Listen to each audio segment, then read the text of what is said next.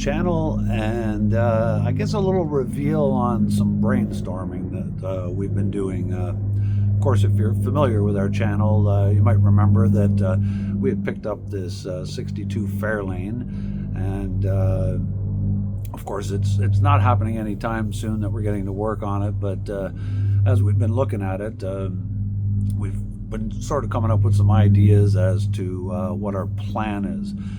We really want to tackle a custom build on this car and do something, well, it's definitely heading in the direction of very different.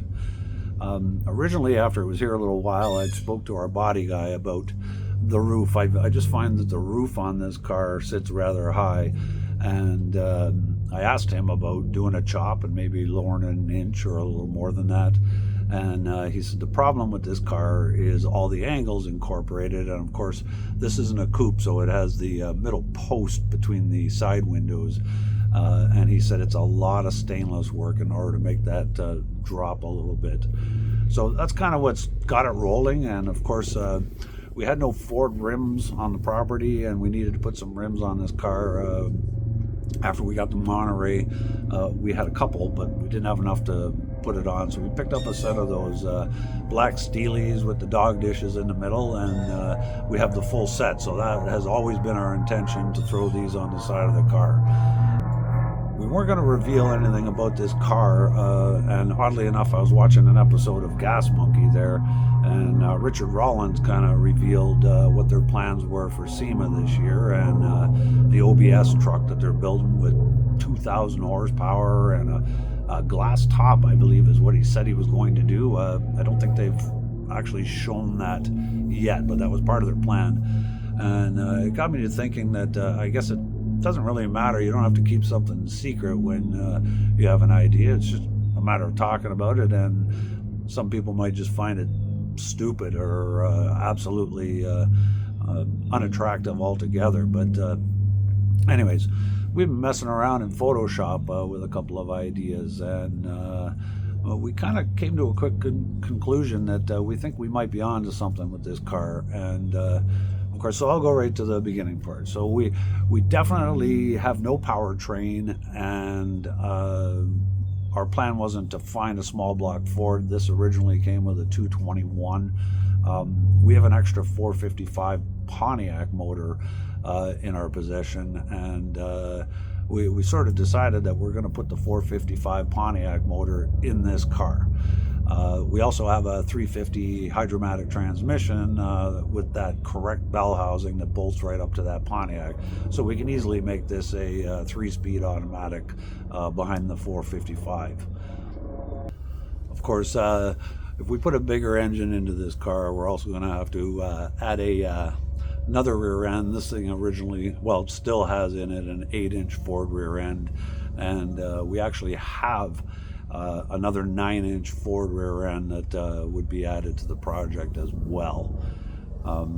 Also, to go with the Pontiac motor, of course, we discussed looking into something that was like a Thunderbolt style intake on top of the motor, but we also like the idea. We had come across this beautiful 66 GTO at a car show, and after seeing the tri-power Pontiac that was in that car, we thought that might be kind of a cool idea too, to put the tri-power to the Pontiac and put it in this Fairlane as part of the project as well. So of course, as we've been working on the Monterey, we've learned a lot more about that car and all the different models that came out through those years, and it sort of sparked a little more interest in the possibilities of what we can do. And it just so happens that on an episode of Rust Brothers, as Mike Hall was coming across Canada, it turns out that there's actually a number of Monterey breezeways in wrecking yards out in the west side of Canada. Of course, they've all been sitting in fields, and more than likely the undercarriages on these cars are in pretty tough shape. but there's a chance that some of the roof lines may still be good. And of course, if you're familiar with the breezeway, it also has a retractable back window built into the back of the car, which was sort of Ford's big deal in 1963, I think was the first year. Don't quote me on that though. So anyways, here's sort of the Photoshop version of what we're looking at. We're going to paint the car black, and we're going to put our steelies with the dog dishes on the side of them, and we're going to add a stripe to this kind of unfinished area on the car right here, which you'll see in my diagram. We're talking about a white stripe on the hood of the car, and here's the plan for the roof. We really do want to put a breezeway roof on top of this Fairlane. We thought it looked really sharp when we first saw the mash, I guess you could call it. The other thing that we have is an extra set of Monterey bumpers, and we plan on doing, I mean, they're much larger than the Fairlane. The Monterey is a very wide car compared to this. This is a mid-sized car, of course, but we believe that we can actually make these bumpers fit. Looking at the back of the car, this would be the Fairlane as it was originally built, and this is with the addition of the breezeway roof on it from the back side. And you can see the back window that would actually go up and down. As well, this would be a Monterey bumper on the back of the car.